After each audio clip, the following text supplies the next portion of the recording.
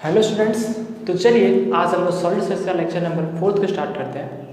जैसा कि पिछले वीडियो में हमने देखा था लेक्चर 3 में कि किसी भी यूनिट सेल का रेडियस कैसे फाइंड करते हैं, आज हम लोग पैकिंग एफिशिएंसी के बारे में पढ़ेंगे। आखिर पैकिंग एफिशिएंसी होता क्या है?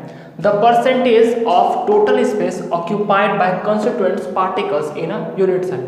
किसी भी यूनिट सेल में कंस्टिट्यूएंट पार्टिकल्स कितना अंदर है, ठीक है। जैसे ये हम बोलना चाह रहे हैं किसी भी यूनिट सेल में कोई भी एटम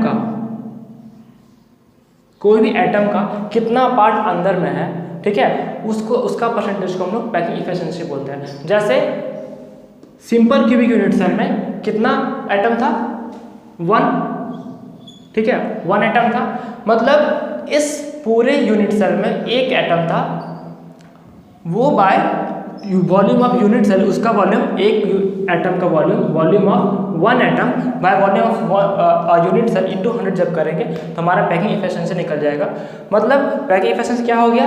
एक यूनिट सेल में कितना एटम का वॉल्यूम ऑक्यूपाई है by total volume of unit cell into 100 करेंगे तो हमारा पैकिंग एफिशिएंसी निकल जाता है। अच्छा, उस पैकिंग एफिशिएंसी को हम लोग पैकिंग परसेंटेज भी बोलते हैं। और ये जो पार्ट है वॉल्यूम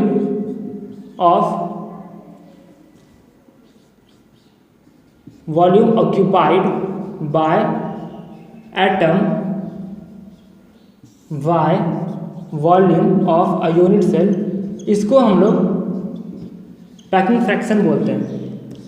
पैकिंग फ्रैक्शन, ठीक है, ये पूछता नहीं है, सिर्फ बता दे रहे हैं आपको। पैकिंग फ्रैक्शन मतलब होता है volume occupied by atom by volume of a unit cell, और उसमें 100 जब मल्टीप्लाई करेंगे तो पैकिंग परसेंटेज या पैकिंग एफिशिएंसी निकल जाएगा। तो चलिए हम लोग प्रत्येक सेल का देखते हैं। पहले सिंपल देखेंगे, फेस सेंटर देखेंगे, ठीक है, उसके बाद बॉडी सेंटर के बारे में देखेंगे। तो चलिए आज हम लोग सिंपल यूनिट सेल में पैकिंग एफिशिएंसी देख लेते हैं। पहले सबसे फर्स्ट में पैकिंग एफिशिएंसी का फॉर्मूला क्या था? Volume occupied by atoms divided by volume of a unit cell, ठीक है। इसका मतलब क्या हुआ? पैकिंग एफिशिएंसी मतलब एक यूनिट सेल में जो एटम है कंस्टिट्यूएंट पार्टिकल कितना वॉल्यूम ऑक्यूपाई किया गया है, ठीक है। तो बताइए इसमें कितना, एक सिंपल यूनिट सेल में एटम का कितना कंट्रीब्यूशन था? टोटल कितना एटम था? सिंपल बताइए कितना एटम था? 1 एटम से बना हुआ था, 1 एटम से बना हुआ था। तो सबसे पहले ये क्या है, यहाँ पर एज क्या हो जाएगा? सबसे पहले edge of a unit cell, बोलिए यूनिट सेल क्या हो जाएगा? ए। रेडियस क्या हो जाएगा? ऑफ अ एटम आर, ठीक है। तो बताइए वॉल्यूम ऑक्यूपाइड बाय एटम, तो कितना एटम इसमें? 1। कैसे याद है? रैंक था इसका 1, मतलब टोटल कंट्रीब्यूशन 1 था।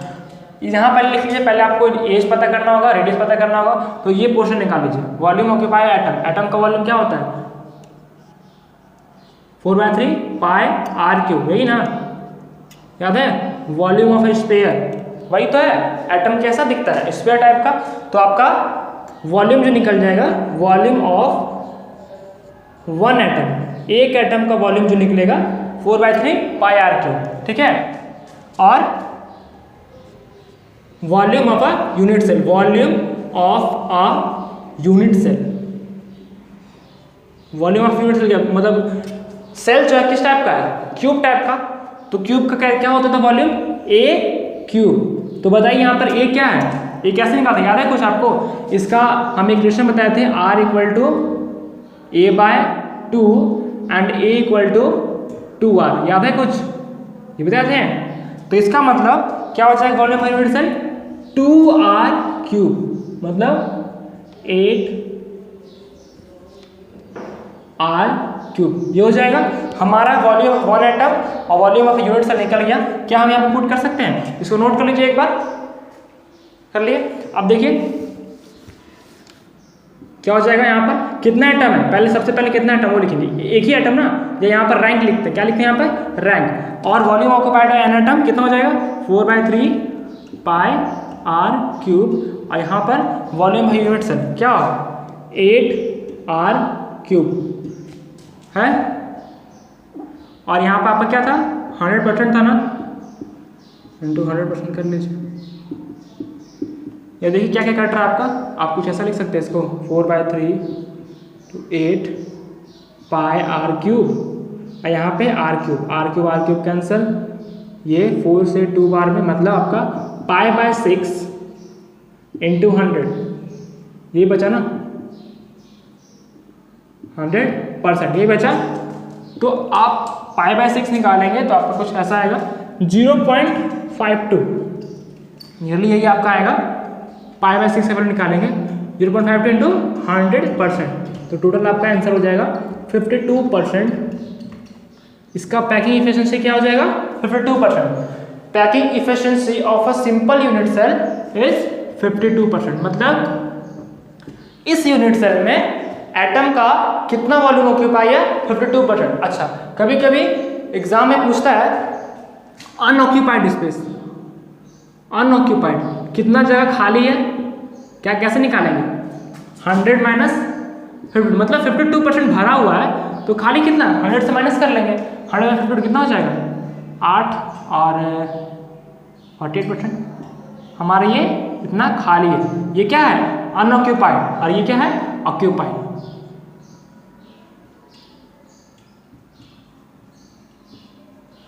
नोट कर लीजिए, यहां से क्वेश्चन आता है, डायरेक्ट क्वेश्चन पूछेगा packing efficiency of a simple unit cell 52% आपको लिखना पड़ेगा, बोलेगा पैकिंग एफिशिएंसी या फिर unoccupied space in a simple unit cell तो आपको लिखना पड़ेगा 48%।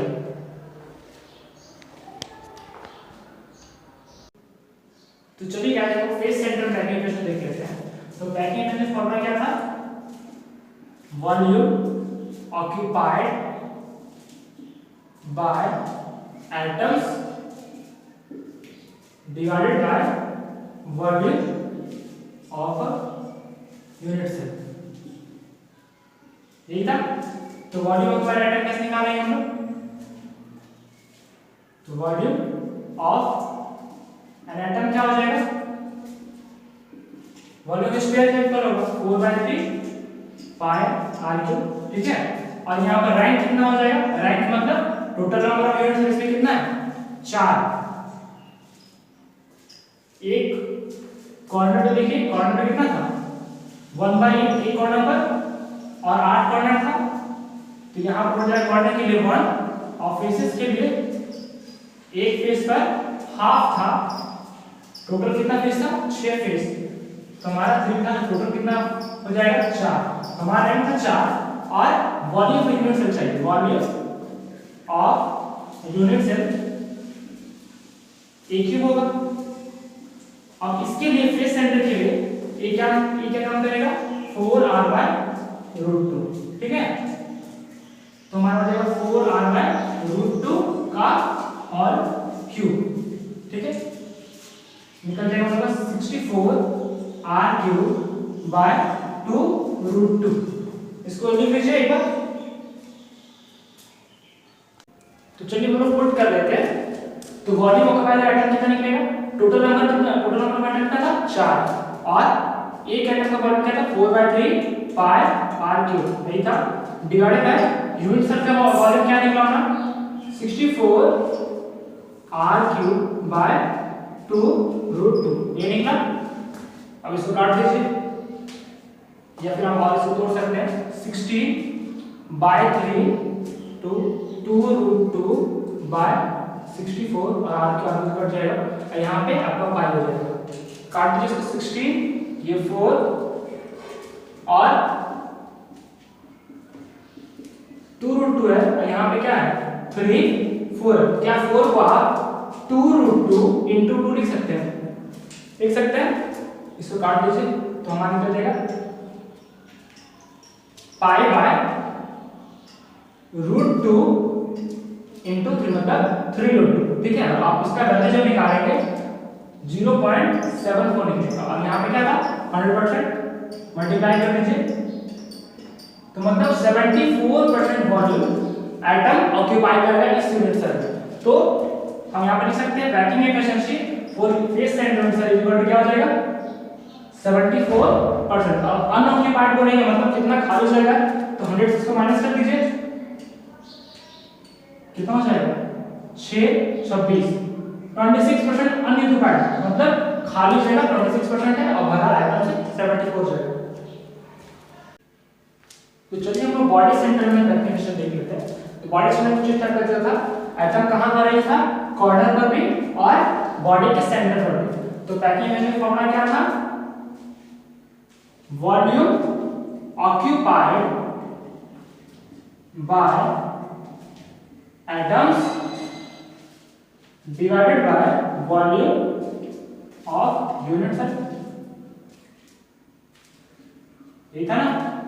तो वॉल्यूम ऑफ यूनिट सेल क्या हो जाएगा, या सबसे पहले निकाल के वॉल्यूम ऑफ एन एटम, एक एटम का, तो वही 4/3 पाई आर क्यूब वही होगा ना। तो बताइए इसमें कितना रैंक था या फिर कितना नंबर ऑफ एटम था, याद है कुछ, कॉर्नर पर ये अरेंज था बॉडी के सेंटर से, कॉर्नर के लिए 1, ये 1 कैसे 1/8 into 1, ठीक है 1/8 into 1 तक 8 करके जट के 1 आता था।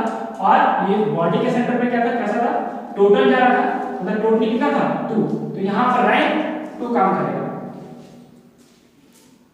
तो रैंक क्या हो जाएगा 2, ठीक है। ये दोनों हो गया। अब हम लोग को क्या निकालना है, volume of unit cell, volume of unit cell. तो आपको आर ए के रेशियो दिखाए थे, m4r/√3 था और r क्या था √3a/4। तो हम लोग को a फाइंड करना है, a क्या होगा 4r/√3। तो यूनिट सेल का फॉर्मूला क्या हो जाएगा a क्यूब, तो a हमारा क्या है 4r/√3, यही है का होल क्यों हो जाएगा, कितना हो जाएगा 64r³/3√3। हम लोग निकल गया कितना, वॉल्यूम ऑफ यूनिट सेल निकल गया, वॉल्यूम ऑफ एटम निकल गया। अब हम लोग यहाँ पुट करते हैं, ठीक है, यहाँ 100% हो जाएगा, पुट करके एफिशिएंसी निकालें, इसे नोट कर लीजिए। तो चलिए हम लोग पुट कर लेते हैं, यहाँ हमारा क्या आया था 2 × 4/3 पाई r³ और नीचे में आया था 64r³/3√3, क्या आया था इंटू 100% था। तो यहाँ क्या हो जाएगा 8/3 पाई r³ और ये पलटी का 3√3 हो जाएगा, ऊपर जाएंगे बाय 64 3√3 r³ कैंसिल, ठीक है, 8 से 8 बार में ये 3 से कैंसिल आउट हो जाएगा। तो हमारा क्या निकलेगा √3 पाई/8, ठीक है।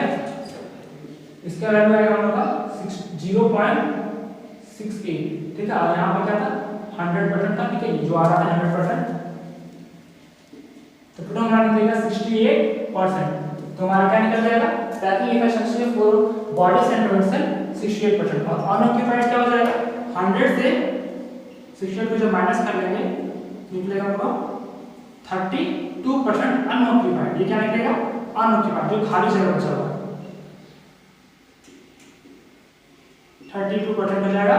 और जो फुल मतलब पैकिंग वो पैक है जिसमें वॉल्यूम भरा हुआ वो हमारा 68 निकल जाएगा, ठीक है। चलिए गाइस, अब हम लोग जितना पीछे पढ़े थे उसको एक बार समराइज कर लेते हैं। रैंक क्या होता था या फिर नंबर ऑफ एटम क्या होता था, रेडियस कैसे निकालते या रेडियस क्या होता था, पैकिंग एफिशिएंसी का परसेंटेज क्या था वो देख लेते हैं, और वॉइड या फिर अनऑक्यूपाइड स्पेस देख लेते हैं। तो सिंपल क्यूबिक यूनिट सेल में क्या होता है, रैंक 1 होता था। तो सिंपल क्यूब में क्या होता था, सिर्फ कॉर्नर पर ही होता था, और बॉडी सेंटर में कॉर्नर पर भी और एक बॉडी के सेंटर पर, इसलिए यहाँ पर 1 + 1 2, एक कॉर्नर पर और एक बॉडी के सेंटर पर, ठीक है। फेस सेंटर पे क्या होता था, कॉर्नर पर, कॉर्नर के लिए 1 और फेसेस के लिए 3, ठीक है। आप जाके पीछे पर देख सकते हैं 3 कैसा होता था, 1 कैसा होता था। तो चलिए अब हम लोग r के बाद डिस्कस कर लेते हैं। r क्या होता था, यहाँ पर a/2 और a 2r, ठीक है।